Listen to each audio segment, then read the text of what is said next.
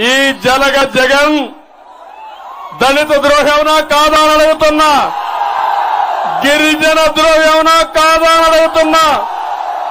ఏం తమ్ముళ్ళు ఏమైనా లాభం చేశాడా మీకు?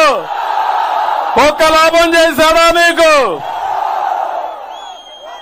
మిమ్మల్ని మోసం చేసిన మోసకారి జగన్ అవునా కాదా?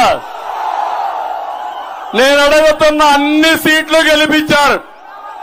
గిరిజన ప్రాంతాల్లో నేను కూడా బాధపడ్డా, కానీ ఆశపడ్డా.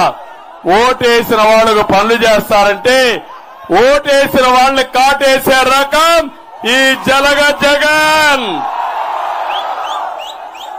తమిళలో అభివృద్ధి జరిగిందా? ఒక రోడ్డు వేశాడా? ఒక స్కూల్ కట్టాడా? ఒక్కటంటే ఒక మేలు జరిగిందా అని అడుగుతున్నా.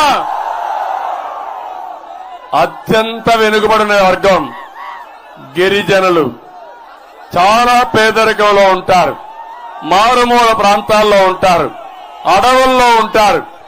అలాంటి గిరిజనుల కోసం 16 పథకాలు తీసుకొచ్చాం. ఉన్నాయా తమ్ముళ్ళు ఆ పథకాలు? ఈరోజు